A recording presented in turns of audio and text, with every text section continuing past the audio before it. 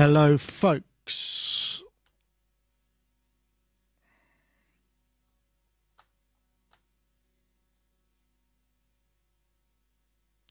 Hello, hello. 1, 2.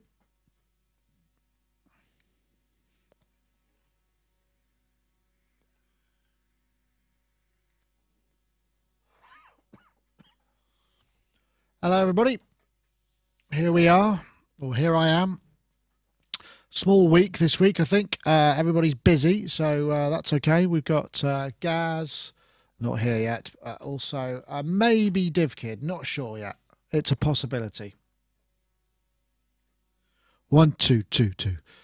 Let's get my headphone level right. I've been reviewing the Arturia Keylab Mark II, which is kind of an interesting thing. Seems to be a lot of MIDI controllers around. We've got the, we just did obviously the Novation SL Mark III. We've got a look at the Nectar Panorama T4. I did a preview of that earlier in the week. And I've also got, I've got the Arturia Keylab Mark II. Yeah, Keylab Mark II, which is actually quite nice, actually. I like the fact that you can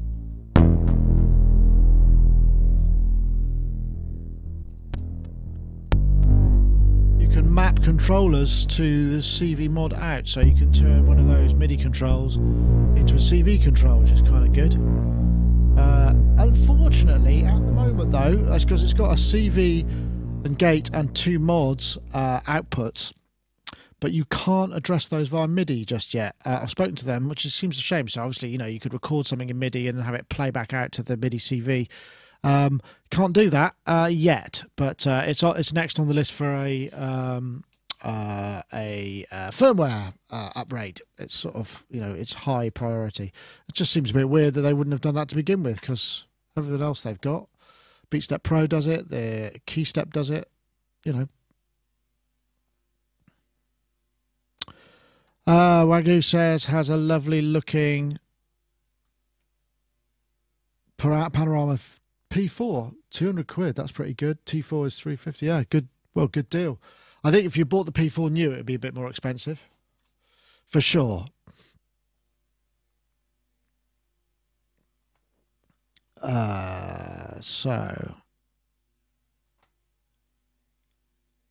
Cheapo Card Company, happy enough with the Keylab Mark I. Have they just moved the buttons?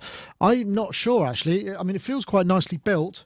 I don't know whether they've just moved the buttons, because I'm not familiar with the Keylab Mark I. I haven't reviewed MIDI controllers for a little while, actually, so I thought I'd just do a bunch of them together, and then, you know, you'll get a good idea of what's going on where. But what I did, I've connected up the Pittsburgh Modular Lifeforms SV1, and it's such a great sounding synth voice that is. I forget the oscillators sound lovely. Okay, so just waiting for our friends to show up. Actually, I think it's getting a bit hot in here for a change. I think I might just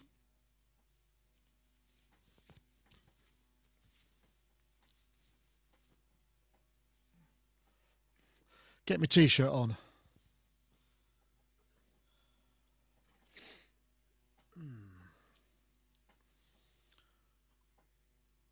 Hey, hey.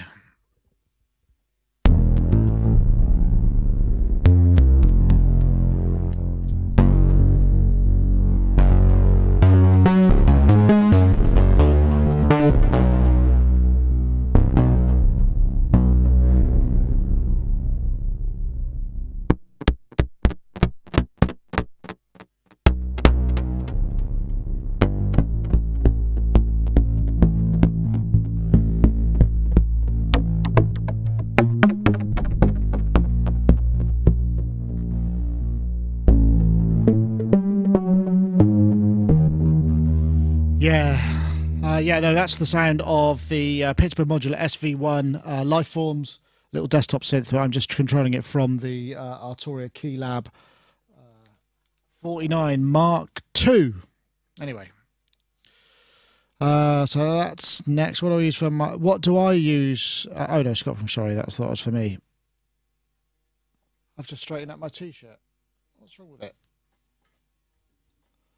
My t-shirt's straighten up, isn't it? Yeah, I think so. I think it's fine.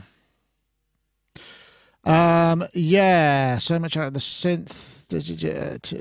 Too much. Yeah, Erebus 3. I've just received. They sent me one about a week or so ago, but there's been a board revision and they wanted me to review that one. So I'll probably get to that in the next couple of weeks. These things take time, you know. It's not the sort of thing you can just get and review immediately. But yeah, I will be looking at that. What else is in the pipeline? I'm not sure what's wrong with my t-shirt. Anyway, who's on today? Well, at the moment, just me and Gaz today, but there may be DivKid.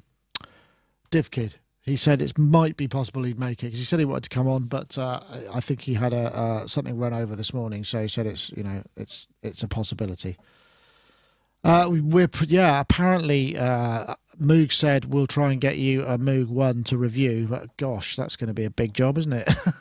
So much synth there, but I imagine a lot of you are going to be interested in knowing, even if you might not be able to afford one. I certainly can't. Waves, reviewing Wave, any chance of reviewing Wave Sound Grid?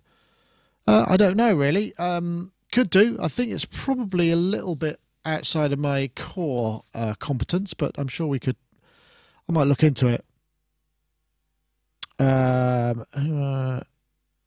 So what's that? I'm not making much head nor tail of those comments. What's that? As your head sail around? Oh, well, I'm not quite sure I follow. What's for sale around summer 2019? Not sure. I wonder if that's one of the Behringer things. What else have we had? Make sure we've got stuff coming through. Yep, stream health. That seems to be okay. So I'm just going to pause the video that end. Don't want to be playing back the video via the YouTube stream. It'll cut down on the bandwidth. What did I think of Melody Source? I didn't actually get to use it or play it, but the Melody Source thing was interesting. I was talking to Darren from Isotonic Studios, and it's like, they're getting a lot of flack because it's supposed to be sort of, dumbing down of music, but then he also said that they've sold loads and loads of them. So, I mean, people who are maybe working in Ableton Live, and certainly Max for Live, are not likely to be unaccomplished, at least technically, if they're already using that level of technology. So I'm not sure. Maybe, maybe it's easier to get you going creatively. Did I see the China rip-off of the XR18? No. What, the Behringer XR18? No, I didn't.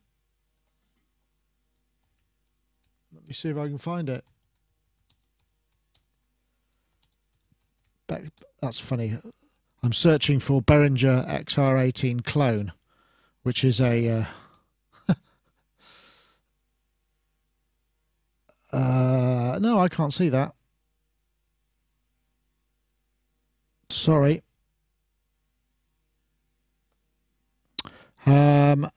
Will I do a full MODX review? Not sure. It's all about time. Synths of that depth and that kind of complexity tend to be quite hard to grab. Oh look, we got Gaz. Gaz you're at 1 frame a second again. I think you had to change to a different browser for it to work better. Doesn't work in Safari, so yeah, that'd be good. Super. So we'll hopefully get him back in a sec.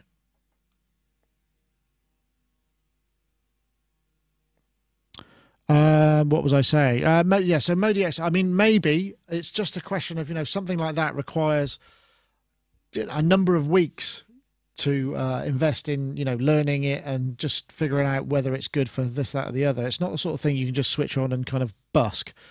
And that's so I tend to try and limit the number of those kind of reviews I do, just because there are so many.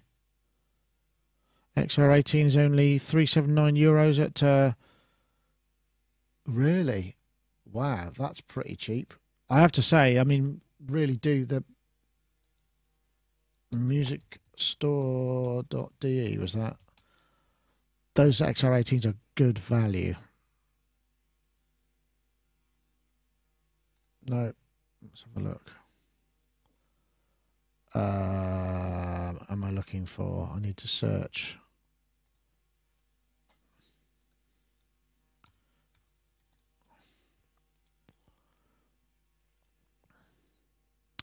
€400 XR18. Yeah, that's not bad. Hello. Hey, Gaz, how are you? How is that? That's much better. I don't know. It's just Safari just doesn't seem to want to do its thing. Somebody just said that the okay though. Yeah, I know, it's weird, isn't it? XR18 available for $399 at unbelievable euros at Music Store. That's unbelievable. I mean, that is such an amazing piece of kit.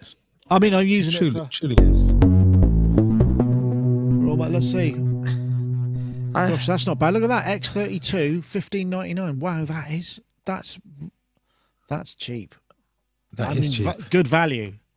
Amazing, cheap is the wrong word to use in the context of American stuff, isn't it? People tend to for sure. Cheap as it. I mean, yes, it is cheap. I mean, there's no doubt about that. There's perhaps but as we know, the XR18, apart from the features, is fantastic. And we've talked about this because we both rate them. We've both you've got the MR18, haven't you? But I've got both. You've got both. The only thing that I would say was missing is I want peak indicators on all the inputs, and I want a knob and a button, a knob and a select button, so that you can just grab quickly. So a select button can be programmable, so you can mute a channel really quick just by reaching over, or you press and hold and it becomes select, and then the knob would become input gain or something like that, just real quick, because you can't use it unless you've got some sort of editor.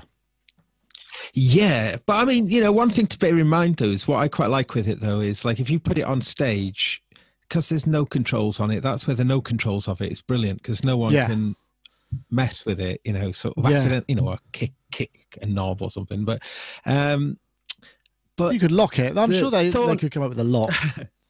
I tell you what, it's the best audio interface you can get for the money, without a shadow of a doubt. There is a massive Achilles heel with them as an audio interface, and that is 48K maximum sample rate, which it's a shame about that, because as an audio interface, it's so unbelievable, because it's like you've got, in the case of the Midas, like I think the Midas one you can get for about $550 now. Let's have a look. I'll search for the Midas one, something like that, and that's got 16 Midas Pro preamps in it, and I mean those preamps sound amazing. 700 according to this. 700. Oh, okay. Euros. So, yeah, but 695.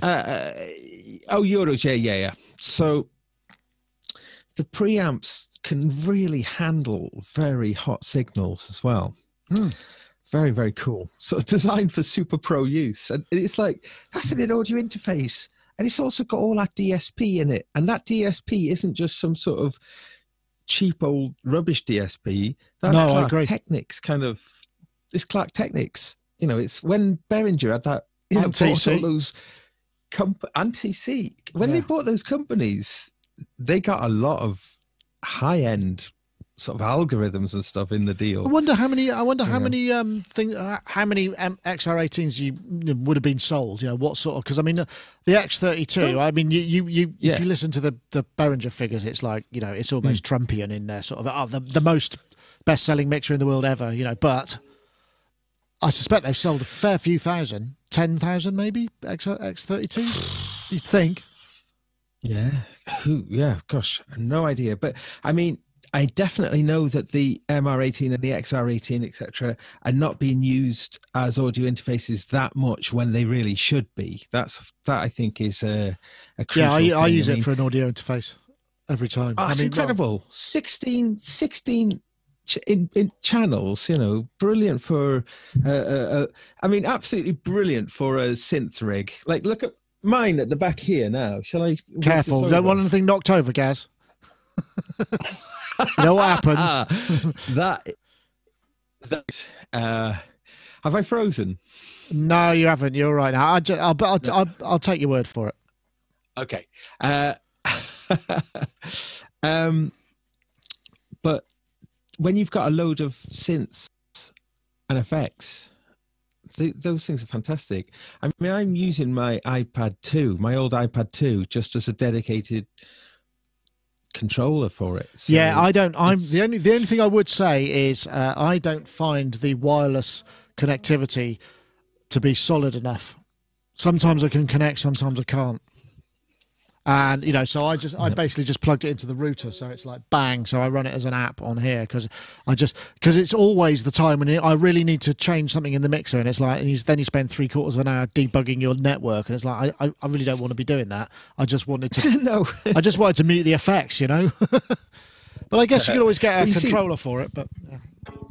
I want to make a video about this work process sometime because it's been the best music technology experience in my life in terms of it all coming together, and that's using an iPad with a stinking Glagnut and the MR18. It's just such a lot, you know, going into rehearsal rooms, or like last week, the jam with Jörg Scharf, you know, that happened last week. That was lots and lots of fun. 8 people. Some great recordings come from that, actually, because we used the MR18 as the interface, but it's also the mixer for the room, feeding the speakers and giving monitor mixes. You know, it's way more than an audio interface. Yeah, you need to know what you're doing, though, don't you? I mean, it's not the sort of thing that you just rock up with and just go.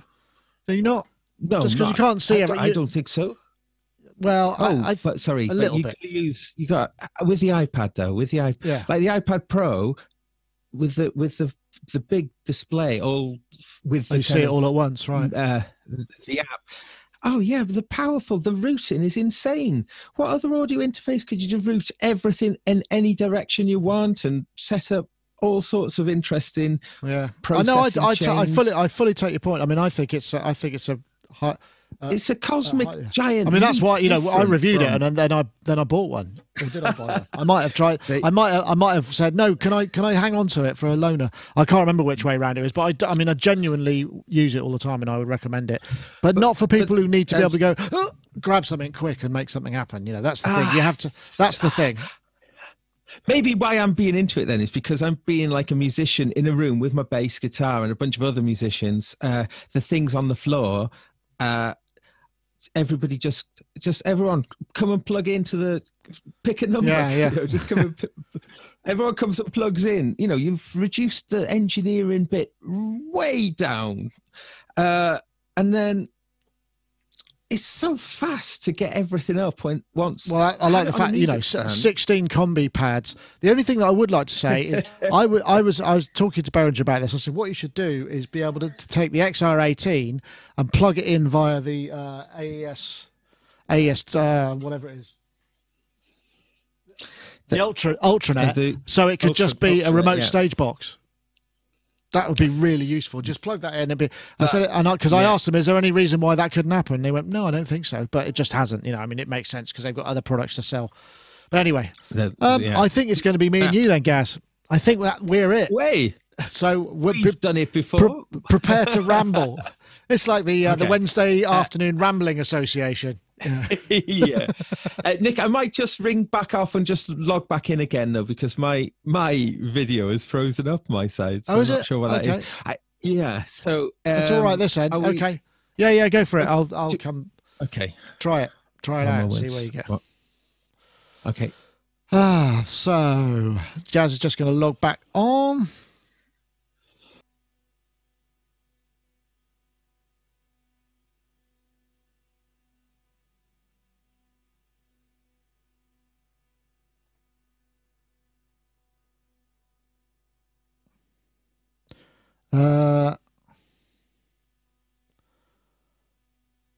Just waiting for you. Sorry, I just had an email complaining that I promoted that we talked about the US only. I guess that must be the name that synth, US only, Ilio US only, and that I shouldn't put such stuff on my website.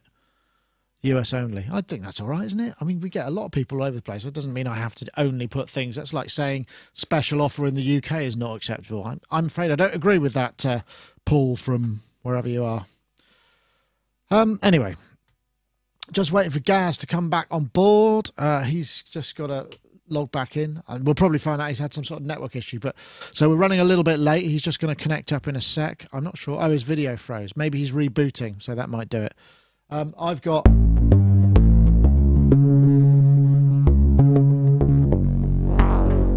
That's the Lifeforms, Pittsburgh Modular Lifeforms SV1, which I just hooked up to because I'm reviewing the Keylab Mark II, the Arturia, and I've forgotten how great that thing sounds. It's becoming a contender for one of my favourite desktop synths, actually. Those oscillators.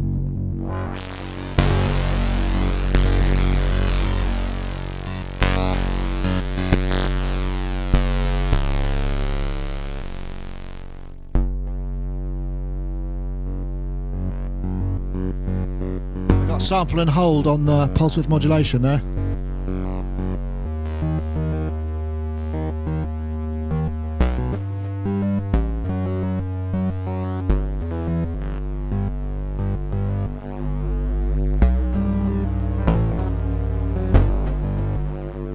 Anyway, still waiting for Gaz to come back. I don't know what's happened. He must have rebooted. Oh no, there he is. Hey!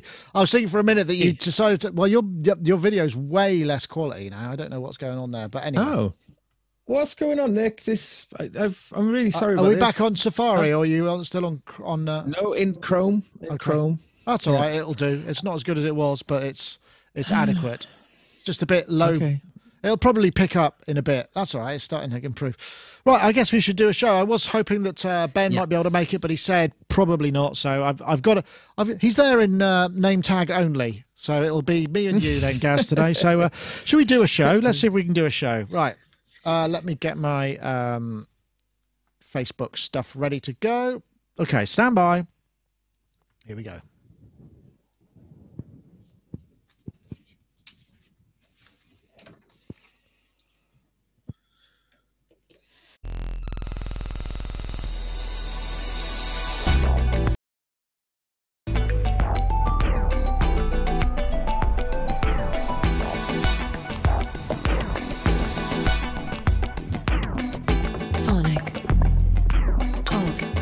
Hello, everybody. Welcome to Sonic Talk, episode 554, recorded today, Wednesday, the 17th of October, 2018. This is a podcast that's basically all to do with music technology, studios, live performance, software, controllers, synthesizers, electronic music, and all the stuff that surrounds it. So plenty to talk about, even if there's no news. But there is news this week, but we'll get onto that in a sec. I want to say also thank you to Isotope. Give you a quick flash there. Going to be providing a competition prize. You can win RX7, which is the kind of industry standard of audio restoration and repair stuff. They've got a musician's version or music production version, which just does a whole bunch of things that you're going to find really, really useful, including now in RX7, the new stuff of being able to rebalance music, remove vocals. And it's not like that old kind of center phase cancel stuff. It's very clever and interesting. Gaz told a story last week about it. Yes. It's a great effect, but we won't revisit that. But that chuckle there meant you, I can introduce my guest, because it's me and Gaz this week, because everybody's busy, which is fine. So Gaz Williams there in Bristol, music producer, music technologist, songwriter, and what was the last thing? Oh yeah, you did the interview with who was it? We did the last thing you did. Oh yeah, the Novation SL Mark III piece. That very nice. Yeah. That's cool. And we've got our Omnisphere thing as well that we've done. Yeah. I just did you see that? I sent the link out for that yesterday. Send it to.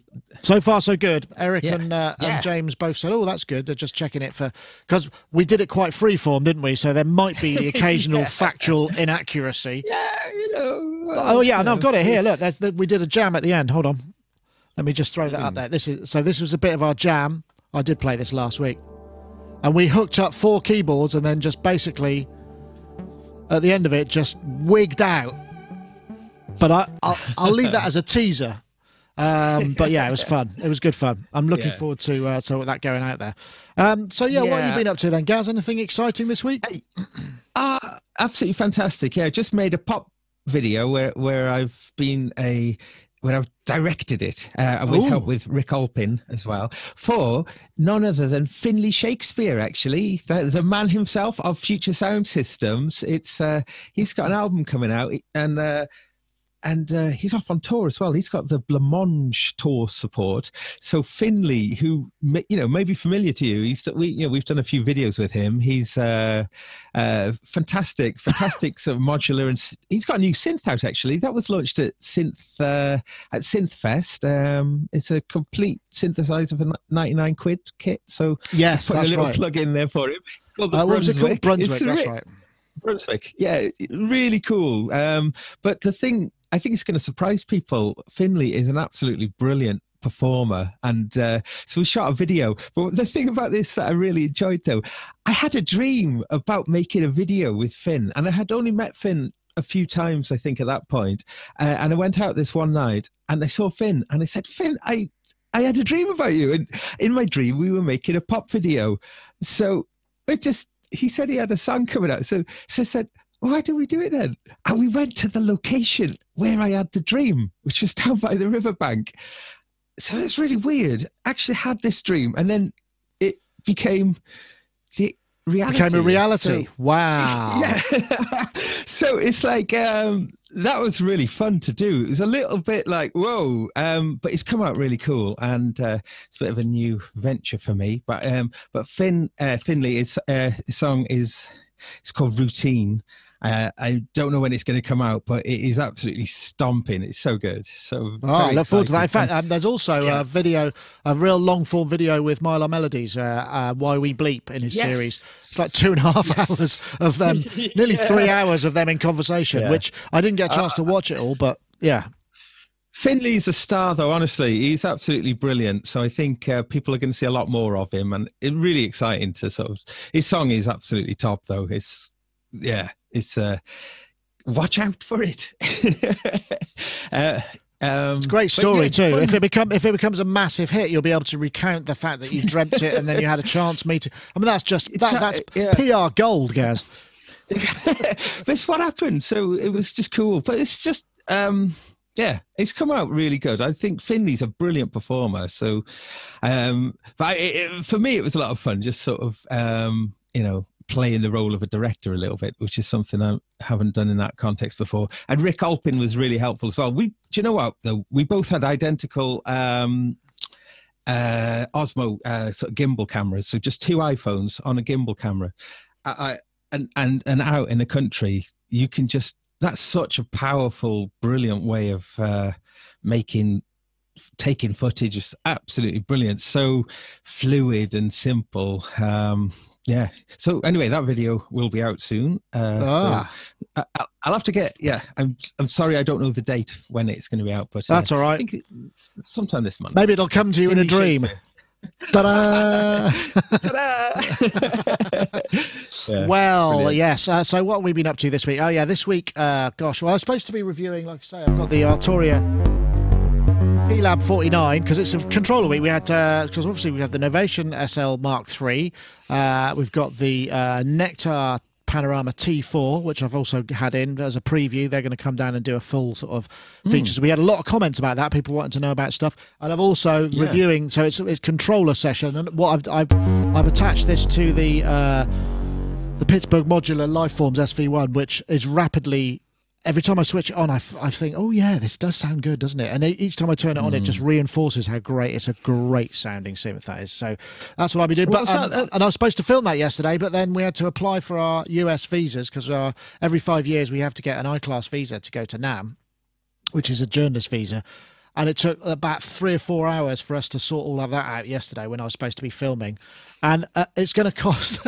It costs such a lot of money. The only appointments you can get to pick up your visa in London, we're not based in London, is 8 or 8:30. So imagine getting to central London for 8:30 on a weekday morning. It's like a 5 o'clock in the morning start. So we're going up the night before, but it's just turned into this massive pain. But it's only once every 5 years, I suppose. So hey, but we're starting to plan for NAM.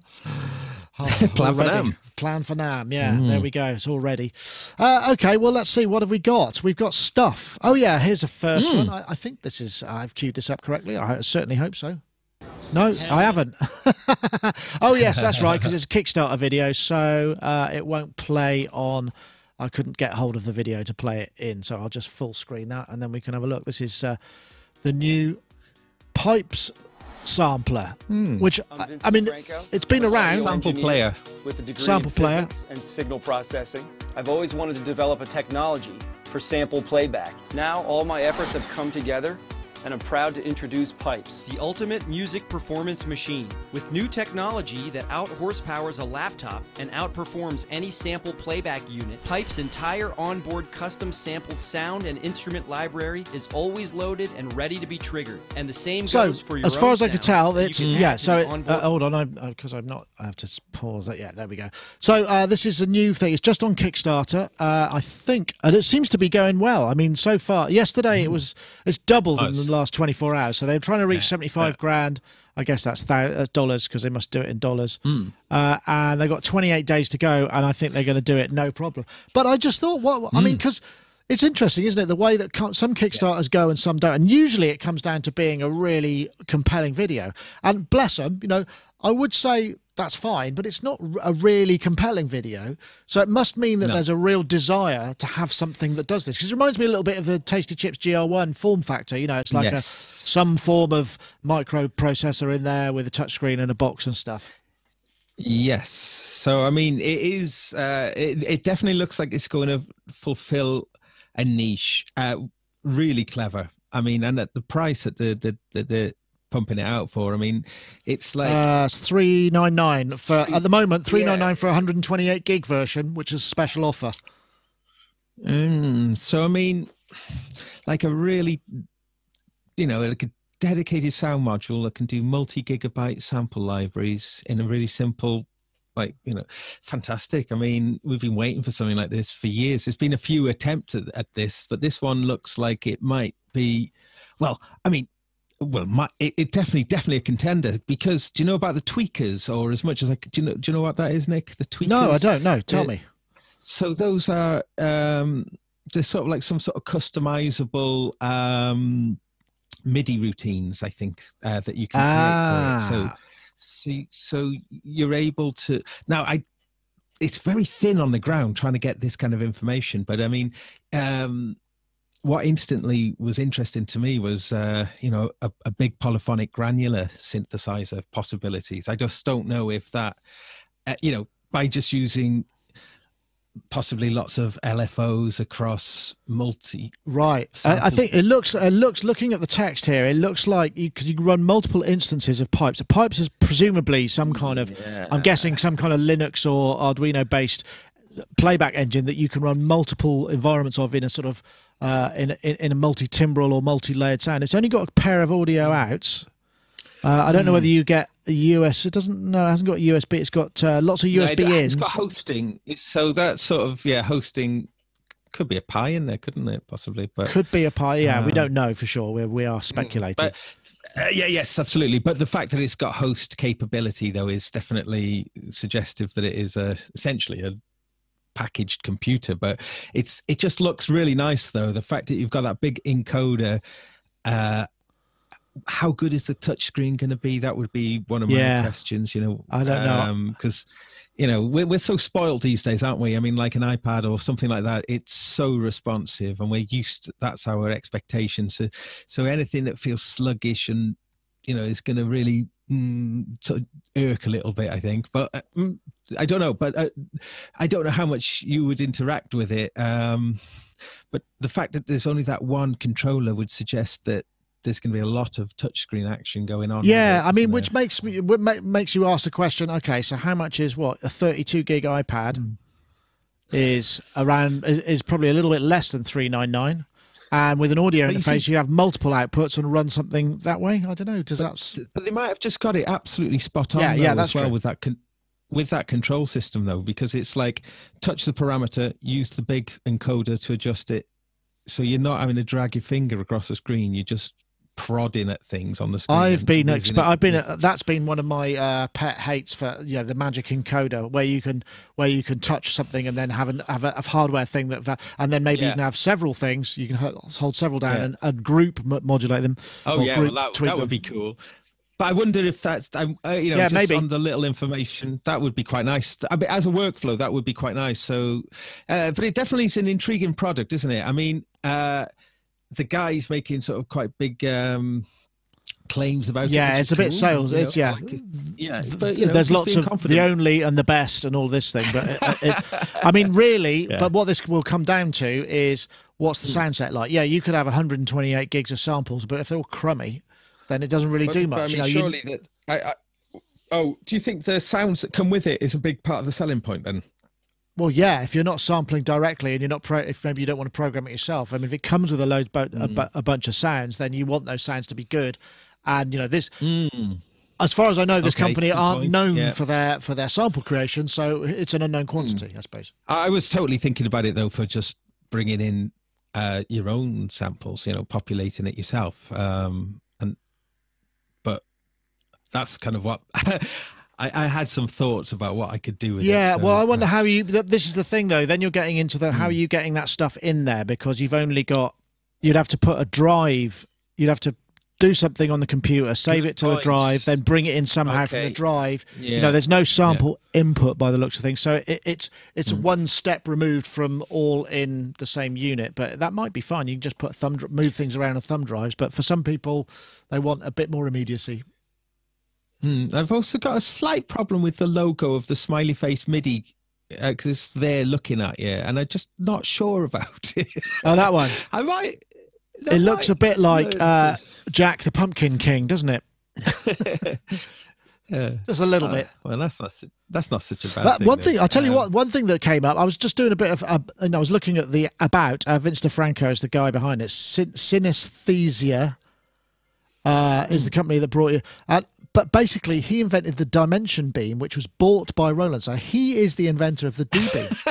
How about that? Way! Wow, fantastic. No wonder he's got such a lovely studio, because as we know, Roland must have bought a couple of million of those because they put them on so many things. We figured, it's been a long-held belief of mine that they have a massive warehouse full of D-beams that they've got to get rid of because they paid, presumably, Vince so much money to build X number of them, and now they've got to use them all up. So Vince is your guy. That's a joke, obviously. But he's got a lovely looking studio, so maybe if that's if he's doing well, I mean, good for him. They brought out the D-Beam, something called Iris Synapse, and Mandala drums, and this is now pipes. Yeah, and the Mandala drums. Wow. Well, it's good. It looks brilliant. I mean, I hope it does very well, because I think it's a clever idea to sort of pitch something in such a functional way. I mean, could be great, couldn't it, for a lot of touring keyboard players, just having something that small, being the hub of your rig.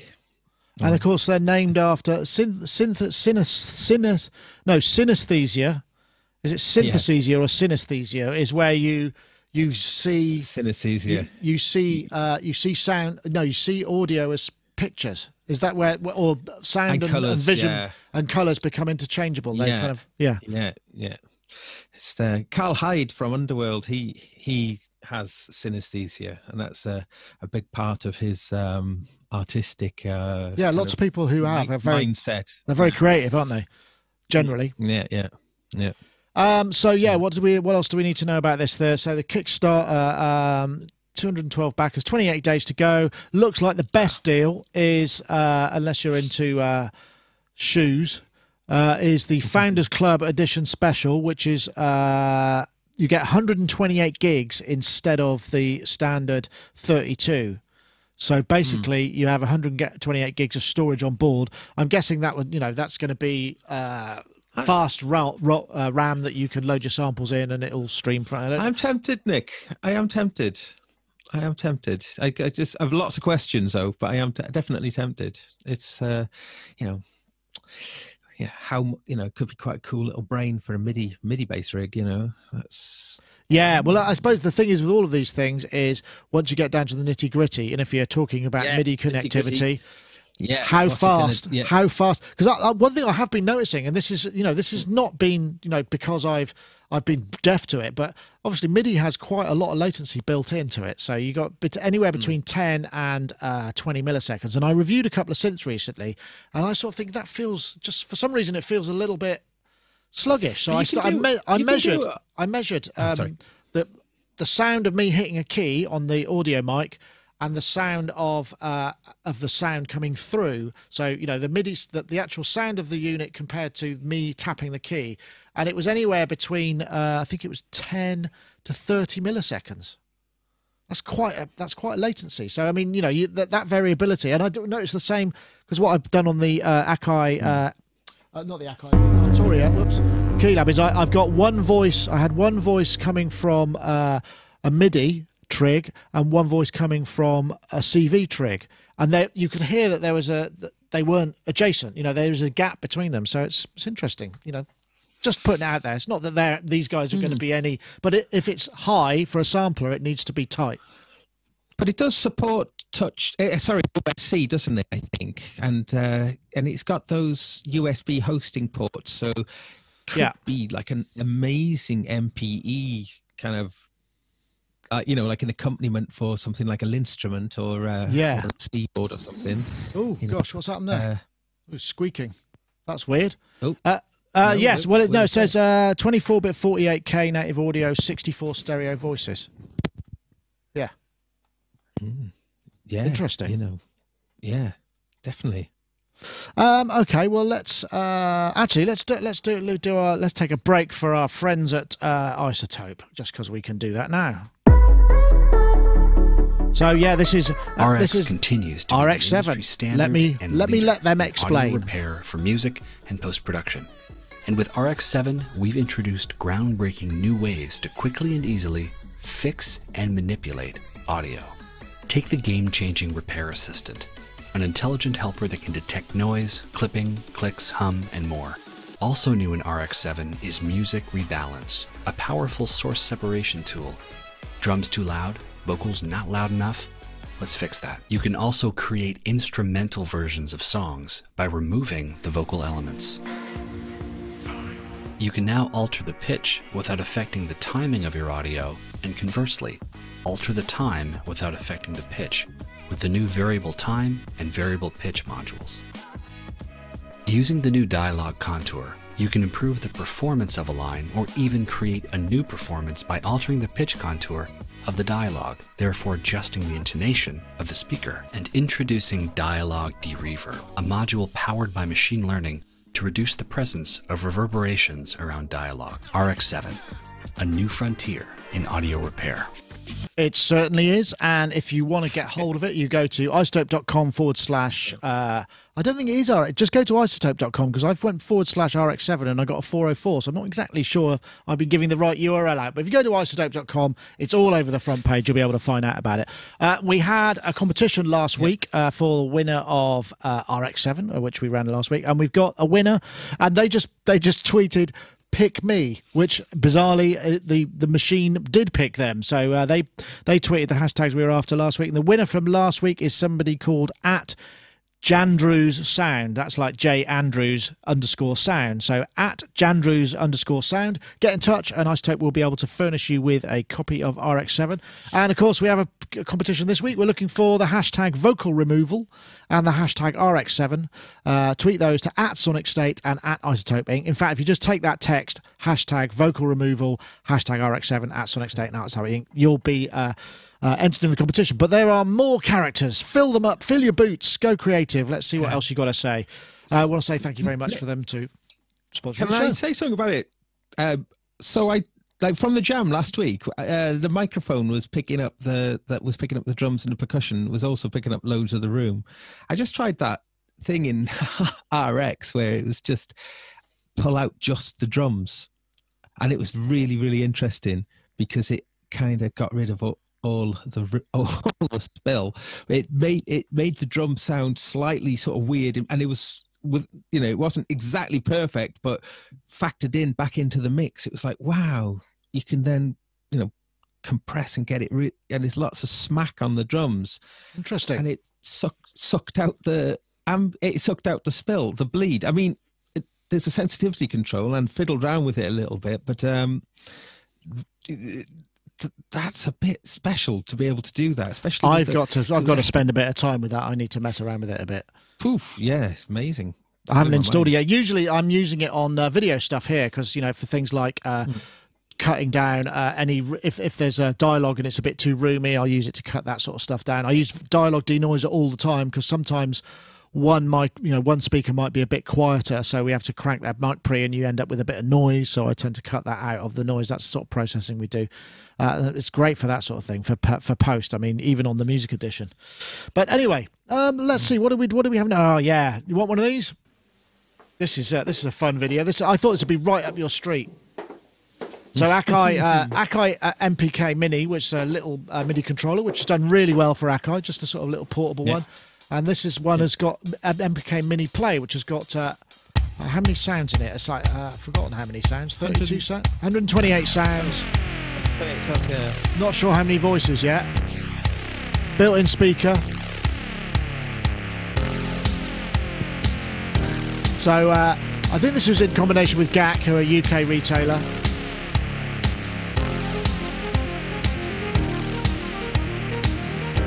Got a sustain pedal input, which is really unusual in one that size. Very cheesy, but yeah, that's just out. So that's that, and it's like 129 quid. I mean, it's a bargain. Here we go. That's what it looks like. I guess this is the sort of thing that might not interest our pro users, but the sort of thing that if you're nipping off into the woods with an iPad, chuck that in the bag, and you pretty much got you've got the ability to input stuff. Looks like it could be pretty cool, and also it's small. I'm just thinking it might be something you'd be interested in because it's got a speaker. I know you like synths with speakers in, right? Yeah, I mean, no. I wouldn't hold out much for that speaker. But yeah, it looks. I mean, it does look very toy-like, doesn't it? Its whole but by that token, it's also going to be nice and easy and accessible. I think there's a very small OLED screen on there as well, isn't there? So yeah, there is a little one. The names of things. So what's brilliant about that is it's going to be so many people's first instrument, I think. Yeah, that's true. I think, but it is kind of making me think maybe it's like the modern. It hasn't got any sampling in it, has it? That's just, no, I don't think so. It's got drums. It's got, I think, 10 drum kits. That's the next step, though. I think make one of them, make a little sample of one of them, and that can sample directly into it, and you can sort of that would fly. I think it's Volca territory, this, isn't it? But with more controls. Yeah. I mean, Volcas are what? Volcas are about what, 100 quid, something like that. So yeah, no, similar. A little bit more now. A little bit more. So price, similar price, yeah. Yeah. Well, it offers a lot more than a Volca. This does. It offers. Gaz, really? It hasn't got a sequencer. It hasn't got motion sequencing. But I have been having a big Volca session. I've got the complete set of Volcas now, getting ready to make a kind of ultimate Volca rig. So the Volcas are groundbreakers, though, really are. So they were. Were. But this, we don't know much. Do we know how much about it? Do we know? Has it got a sequencer in it? No, it's. No, I don't think so. No, I don't think it's mostly just a controller. It's designed controller to be used and as sound. A controller. Yeah, but it's got built-in. I like the way that sound. video starts, isn't it? With the hold on, where is it? It's the let me just. It's this. That tiny little keyboard stand. He's sort of making sure it's not going to fall off. I quite like that. I think that's quite funny. But yeah, I mean, just in time for Christmas. Could be if you've got kids looking at it, or you just want to kind of dip your toe. Well, I think it's just like controller keyboards that, by the very nature of them, are not instruments in their own right. They always have to be connected to something. So it's really nice that this little thing can have a life of its own, other than just being sort of, being a slave device. It can be its own thing. So that's pretty cool. Korg did it a couple of years ago, didn't they, with the tactile and and it had the Triton that's right. sound Yes, the set in Triton it. So didn't really kind of come off for them, though, did it? Quite in quite the same way. it was horrible. I bought one. I sent it back. I thought it was, it was awful. For me, I really didn't like it. But it's this is so cheap. I mean, what do you say? It's 120. It's $129, so it'll be probably about 120 quid. Yeah, blimey. I mean, because as a controller, it's very capable, isn't it? You know, it's got pads and that's got a little joystick on it as well, isn't it? Well, look, hold on. Tactile 25 is only 110. Let's not dismiss the Korgness there, because that's actually full, and that looks like full-size keys, and you get pads and an XY pad and a little scribble strip thing. That's not the Triton one, though. Oh, is it not? Oh, damn! It has to be the tactile Triton. I'm looking for it. I'll see how much that one is. I didn't want to. I called it the tactile Trite one. Oh dear, really? Let me see if I can find it. Okay, yeah. Well, the 49, that's a bit more. That's 240 quid. That's nearly twice the price. So yeah, okay. I beg your pardon. They're not quite the same thing. But then that Triton sound set is highly regarded by a lot of people. Well, was I mean, how many? That's got to be 10 years old now. Yeah. Triton, maybe more. More? No, more. Triton's 20 years. Yeah. Triton's okay.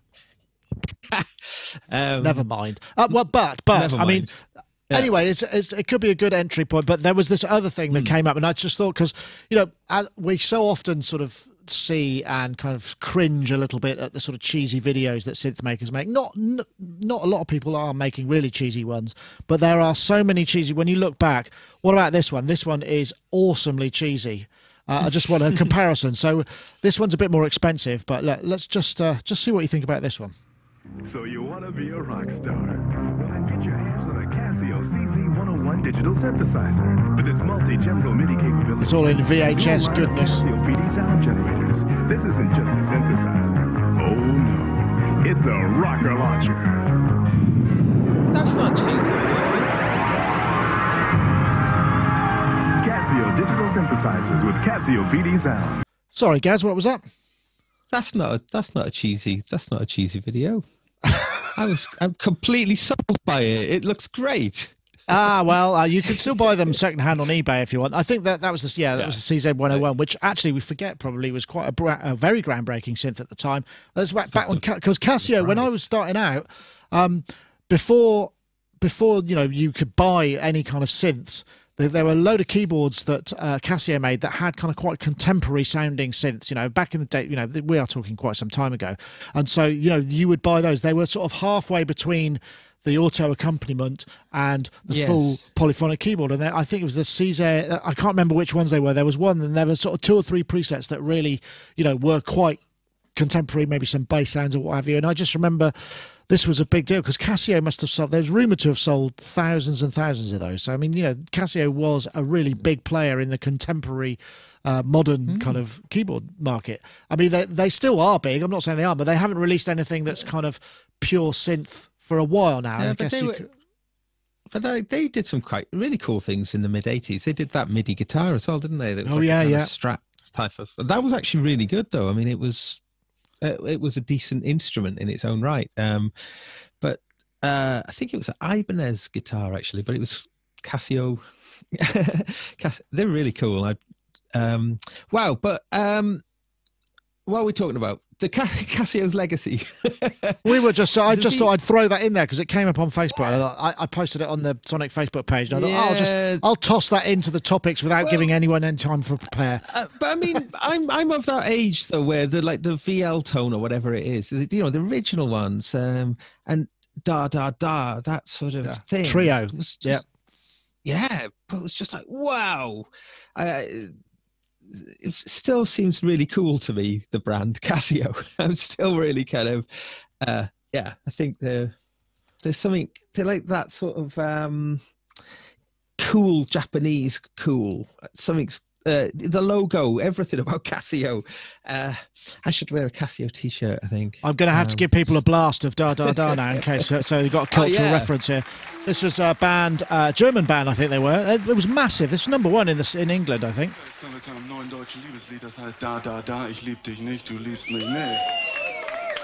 I loved it. It's great.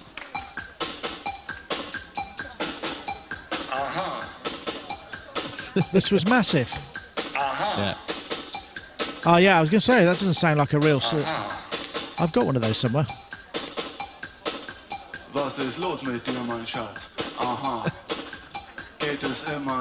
I mean, that's pretty minimal, isn't it? Even for these days. I mean, when talking minimal techno, that is pretty much the definition of about as minimal techno as you can get. Oh, it's brilliant. So that's one of my biggest influences. Really? I love it. Okay. From that age, I was just totally fascinated by that song. Yeah, I just remember it was on primetime radio back in the day when I was a kid, definitely, and it was almost novelty, but it was quite art, I suppose. Maybe, I don't know whether it was or not. But it's I just love hearing German being sung as well. Just there aren't many. It's one for the pop quiz, isn't it? Name I don't know. Let's say 5 German international hits. That'd be tricky. Obviously, Da Da Da. No, yeah. Red Balloons. Red Balloon. Scorpions. Winds of Change. Oh, that's not in German though, is it? No, sorry. Kraftwerk. In German. Kraftwerk's got to be a couple of Kraftwerks that were in German, but yeah, it's hard, isn't it? We used to do that. We used to do that when I was touring. Is whatever country you're in, you have to name 10 acts from the country that anybody, so 10 acts that you could remember. And it was always a bit tricky to find. Holland was tricky. Holland was very tricky back then. A bit easier now, but Golden Earring. How about that? Now I'm rambling. Yeah, sorry, Gaz. I'm trying to fill the time. No, it's good. I'm enjoying it. Those tunes, Golden Earring, Radar Love is just, every time I hear that now, I mean, like that's from probably only a few years after I was born, but when I hear it, that is still thunderously exciting song, that is. It's just amazing. So I wonder if young people would like it or whether they would just think it sounded like, maybe like Glenn Miller would have sounded. I don't know. The amount of time has passed now, hasn't it? Sort of since the 60s and 70s. It's sort of, God, how old? I have to do the maths, but I mean, it's like really old people's music now. Yeah, people. Well, I suppose. But the okay. Beatles. The Beatles, a lot of Beatles action, hasn't it? With the and interesting from a sort of music technology point of view, with the White Album's kind of 50th anniversary, and there's this big new box set of I think there's like 50 outtakes or something on there. Is it? I can't remember. I think it might be 4 discs. Or 6 discs, possibly. Is that good though? I mean, because you just sort of feel like the reason they didn't make it on the album was because the creative team involved with it at the time, from the band up through the record company, decided those weren't good enough. Well, makes them good enough now? No, it doesn't make them good enough now, but it's a celebration of 50 years of their thing, and here's just a whole load of interest to the people who love the album, just to see how things. Yes, I mean, when you hear like sort of the Isha demos and this Six Music was doing a show with Martin Freeman a few days ago, and they were playing a bunch of the tunes. Well, I think they played every song off the White Album, but some of those demos, hearing the gestation of those songs is really, really great. I mean, it's not rewriting history in any way at all. It's in fact just opening just up hearing the process. Yeah, no, it's interesting. Actually, that reminds me of tomorrow. Hopefully, there's some friends of ours are involved in a big Bowie tribute act, and they've been putting a show together. And I'm going to go and see it on Saturday night in Bath. But they've really gone to town. They've been remade the Aladdin Sane, and they've been re-recording it as well using a load of UAD stuff. And so they've essentially, in fact, the keyboard player posted his rendition of a piano solo. I forget which track it was, and the original pianist said that was awesome. That was the closest I've heard yet.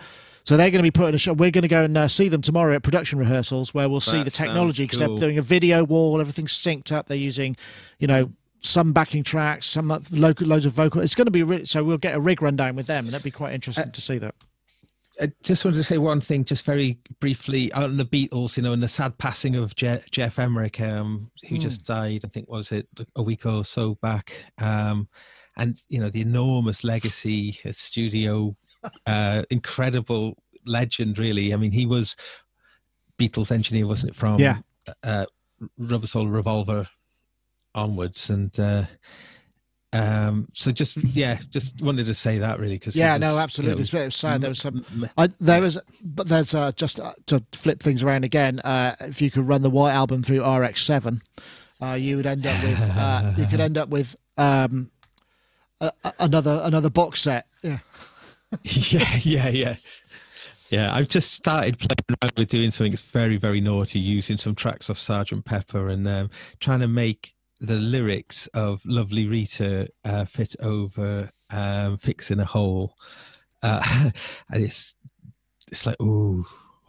So you extract the lyrics out of one song and then move it in. And you can like do two waveform edits at the same time, so you can see.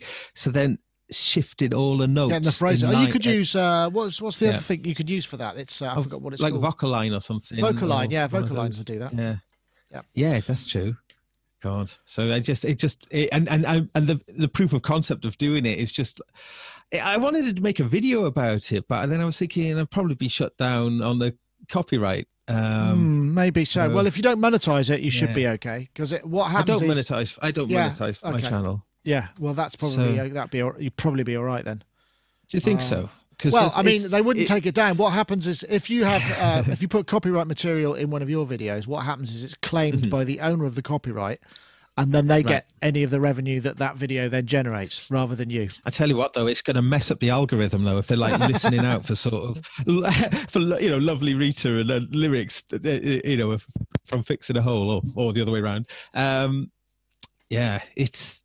I tell you what, though, when you do play with it, I've been sucking drums out of things, just listening to the drums and just going, oh, blimey, it's so cool.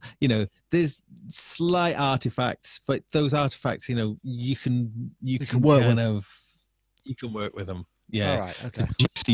The juicy bits are there. And, I'll tell you what it sounds like, Gaz. It sounds like your mic preamp is dying. It's doing that thing where it goes and there's a whining. It sounds like there's a bit of mic preamp kind of biz. I don't know whether that's the case or whether maybe there's a crackle on the input gain or something. Maybe it's all right. It's all right. Oh, okay. It sounds like analog broke. Are you hearing that? Yeah, I saw. You hear that? Yeah, I saw the 48 volt light flicker. Sounds like maybe there's a cable dodgy or something like that. Don't know what to say. Oh well, let's wing it and see what. Don't break anything. Wow. Okay. Oh. Okay. Okay. Whoa. I've got another video. Here it comes. Hey. This is the new, well, not so new, but it's a sort of power adapter to run USB stuff and then amp it up to run like your Volcas, or in this case it's Coma Electronics gear. So you can plug a couple of power banks into it, and you've got sort of 2 channels of USB audio in, USB audio. Voltage in, and then you can run up to, I think it's 2 amps. So you can take them out of there. So this is let's plug it all in. So this is one of their weird. So we get 1 power bank, and then you can add them together. So you could do truly mobile giggery.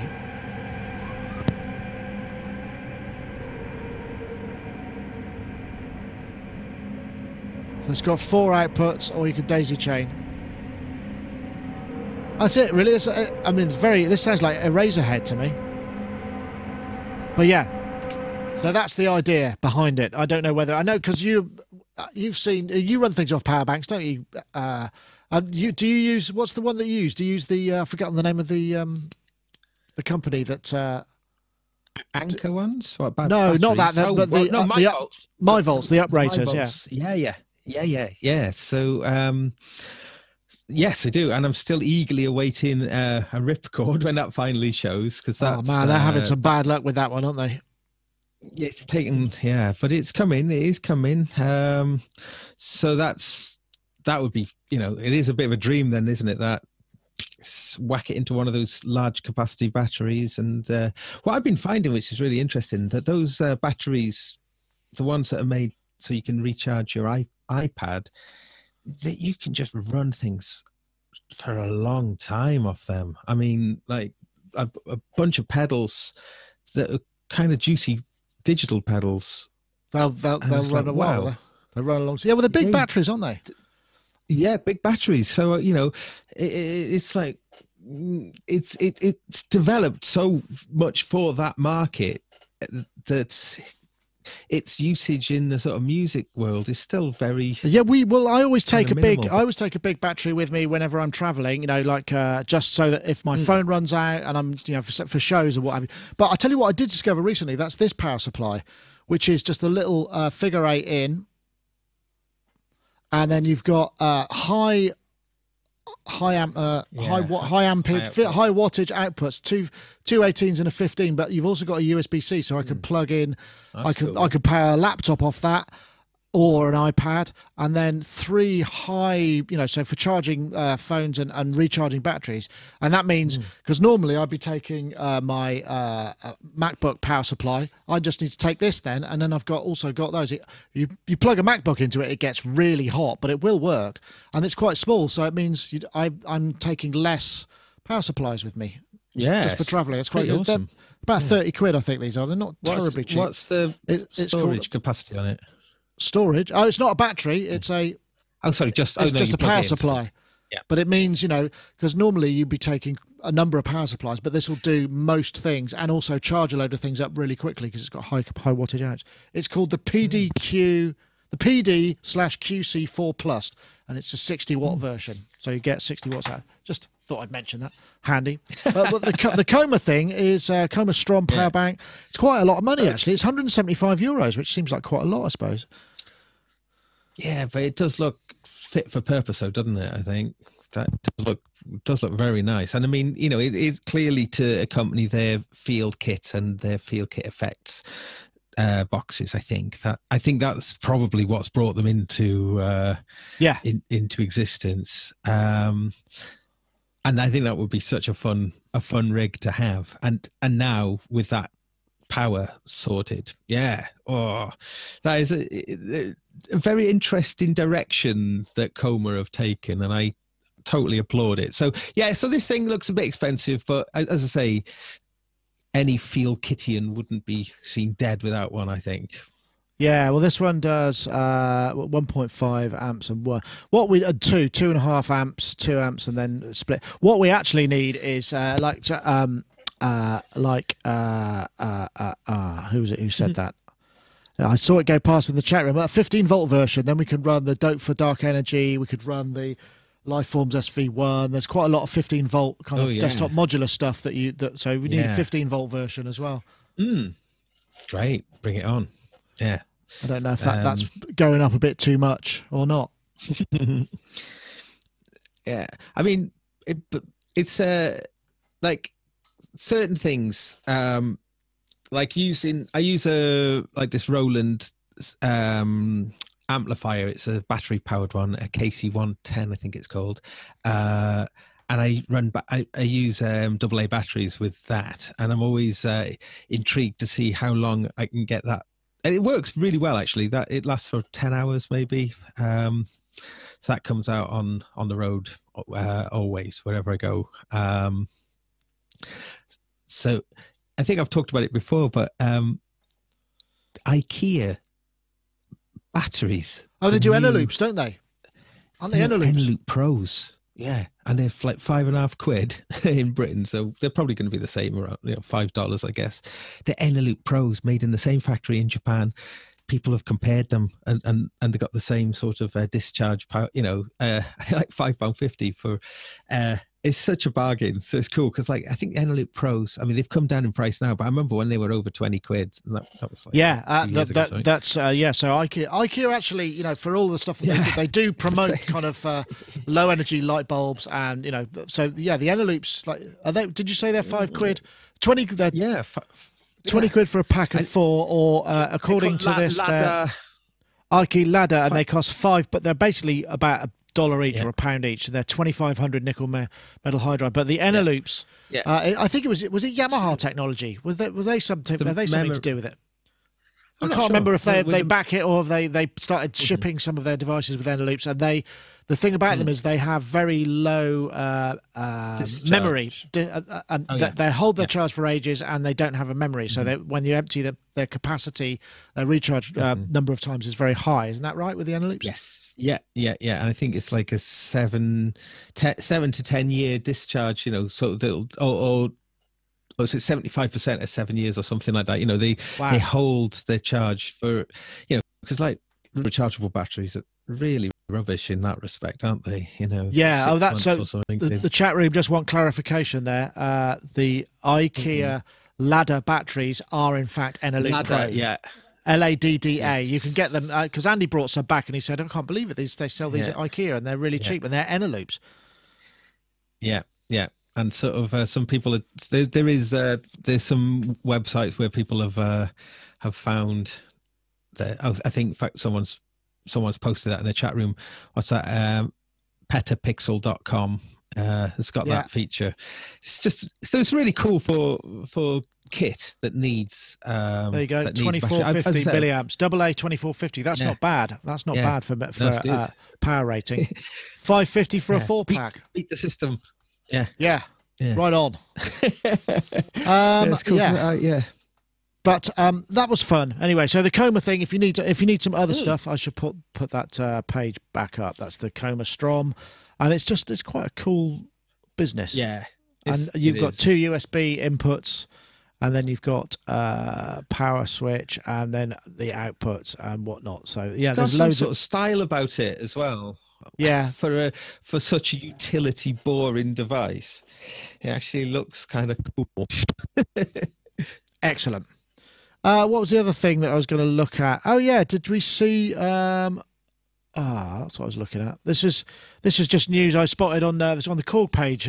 Came out a couple of weeks ago, but in Berlin, Red Bull are sort of bankrolling the music festival, and part of what they're doing for the branding of the festival, and also a bit of Red Bull branding, is to cover the services in electronic music classics. So they've got some Korgs here. I think there's going to be some 808s and whatnot on the trams, which is an interesting idea. It's like the concept of synthesizer technology becoming part of urban culture in terms of to the public rather than people who are into niche electronic music genres.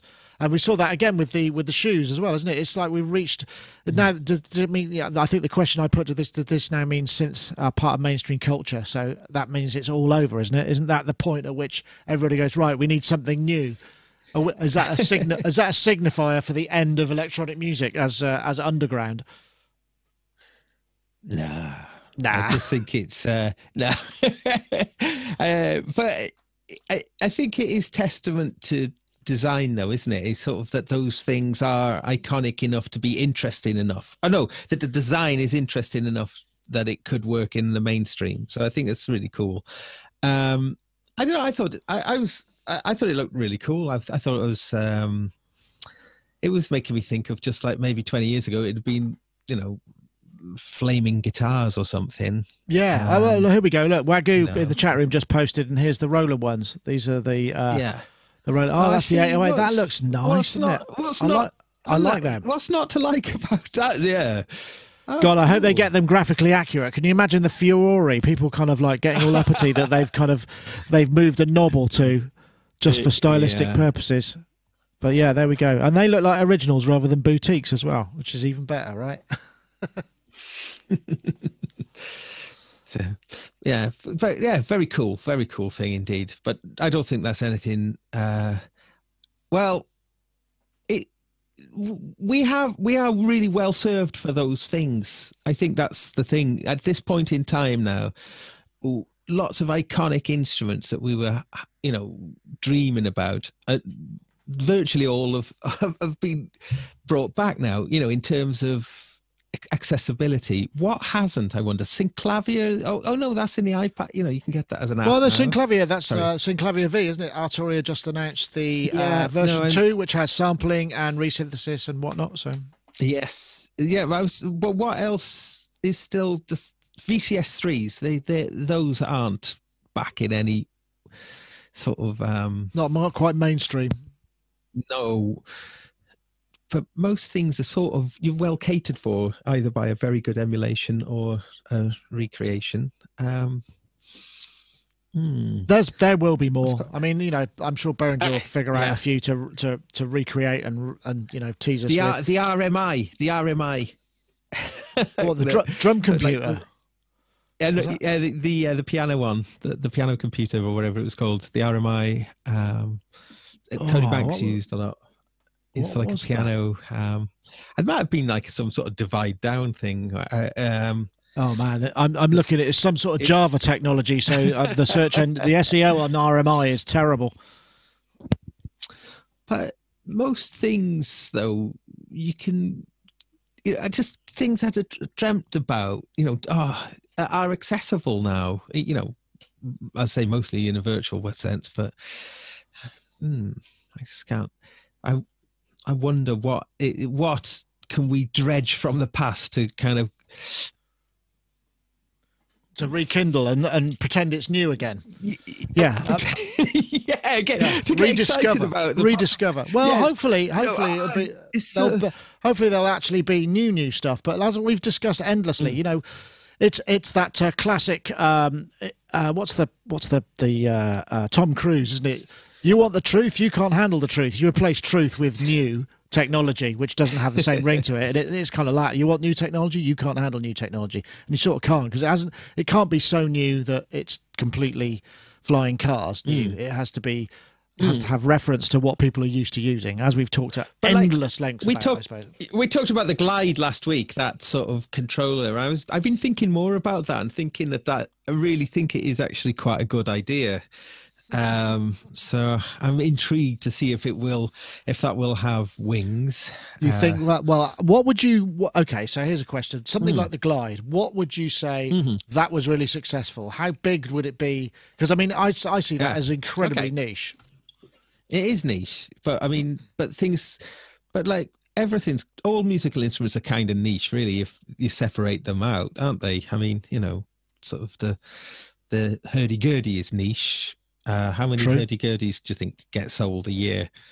Well, I imagine they're really expensive to make. A lot, actually. You think? Yeah. I'd imagine the difference. They are amazing instruments. It's funny. It's funny you should say that. My daughter came back from school yesterday saying, "Oh, they brought a hurdy-gurdy in for us to listen to." And she said it sounded dreadful.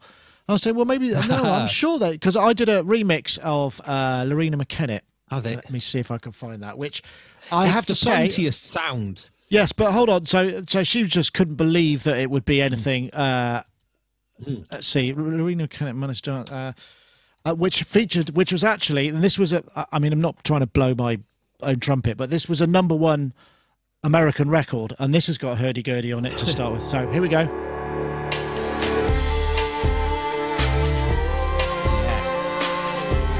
So there we go. That's hurdy-gurdy. That's mainstream hurdy-gurdy. But yeah, I think they're really difficult. They're really difficult to play because they're not. You know, it's not a skill. I mean, you have the drone, which is like you do that thing, don't you? And then you've got the pedal notes. But I don't know too much about them. You can throw rhythms in and sort of like into the thing. Dung, dung, dung. You can make you can accent it. Yeah, you can make but the sort of note itself is, you know, if you like. Take a graphic EQ and take out a 30-band graphic EQ and take out everything but one band or two bands, you know. That's the note, is it? Yeah, it's like it cuts. Yeah, so the differential between that'd be interesting. Okay, so you have a fiddle and hurdy-gurdy duo.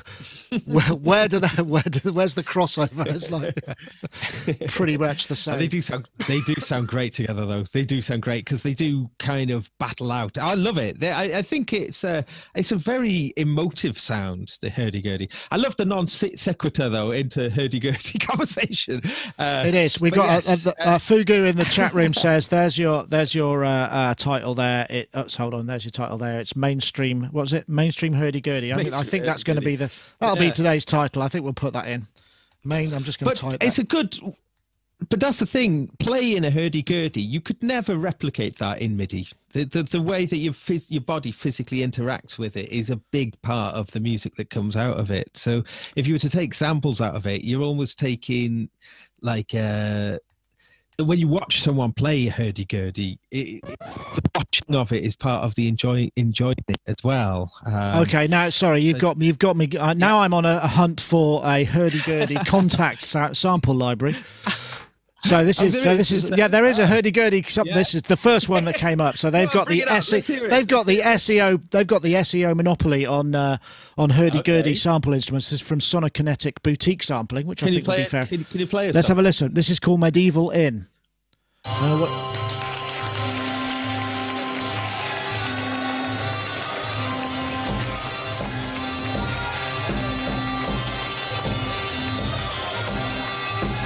That sounds pretty medieval.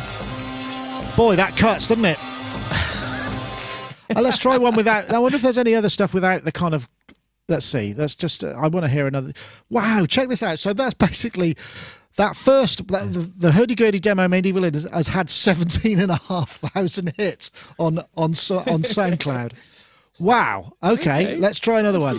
Yeah. Ah, there we go. Maybe not so niche.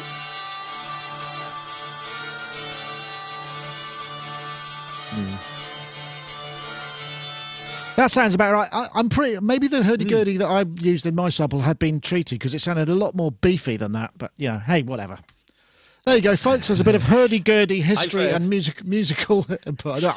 Well, I've started gassing for that. I sometimes just start thinking about something that's been out ages ago, and then it get a little. Oh, I really fancy it now. In the Ravish Sitar by Electro Harmonics is an amazing pedal that turns like. Well, it doesn't have to be a guitar; it could be anything. Into like sitar, it creates loads of sympathetic resonances. It looks, it's okay. Really I'm there. pedal. Let's have a look. This one. Is there? Yeah, it's been out years now, but it's a stunning thing. Let's listen to it.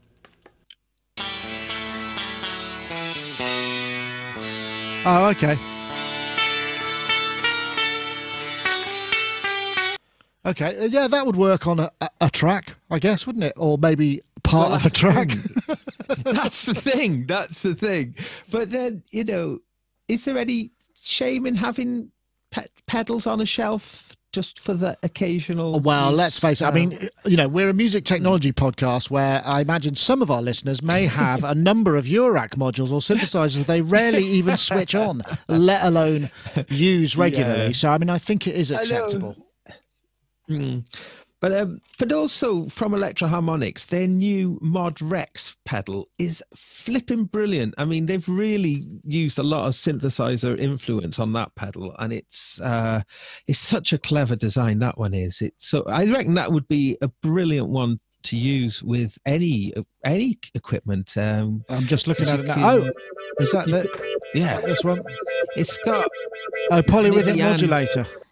Yeah, it's tasty. 4 different modulation sections.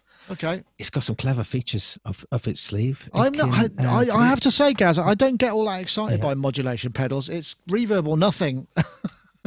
Oh no, but this one is great. This one's all about rhythms, being able to on the fly because you've got 4 knobs which control those knobs at the top of each section control the division of so they're all locked to the clock.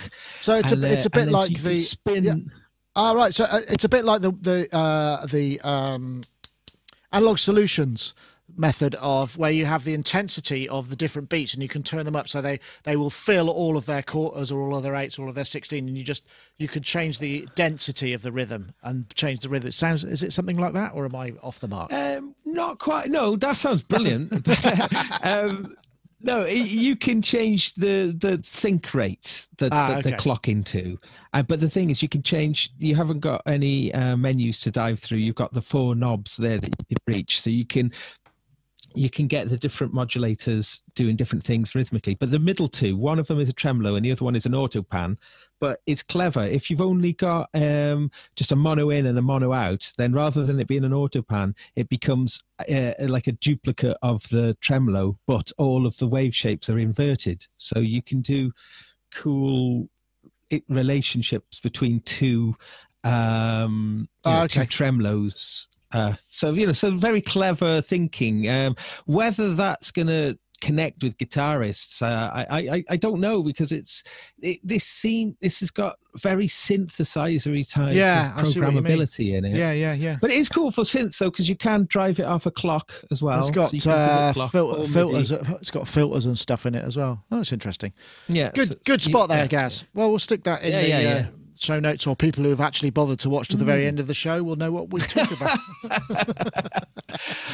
I think that probably that feels like a good time to maybe wrap things up. And fair play to you, sir, for holding the fort with me for such a long period of time. That's a long show as well, and we managed to.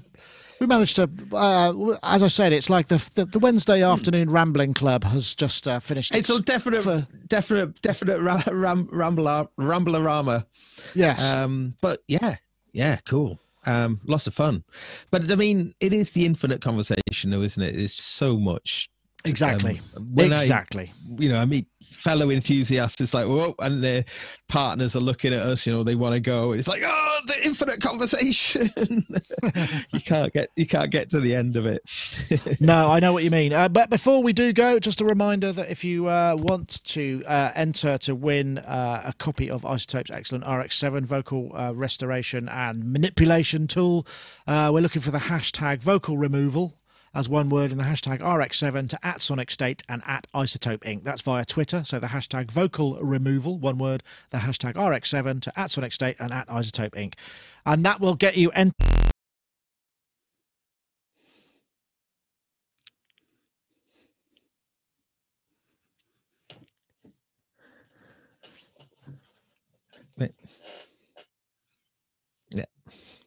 to be twos up. See you later, everybody. Thanks very much for watching. We'll see you next time. Bye-bye.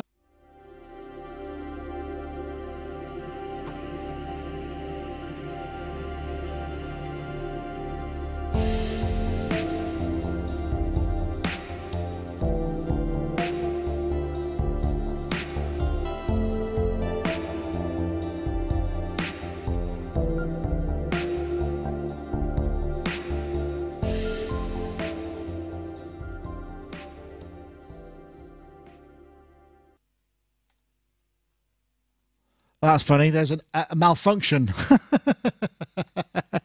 A malfunction which left you in the bottom corner as it played out. And you're just kind of like... I'm glad you weren't picking your nose or anything. Hold on, let me turn you back on. Right. Yeah. Excellent, Gaz. Thank you. Okay.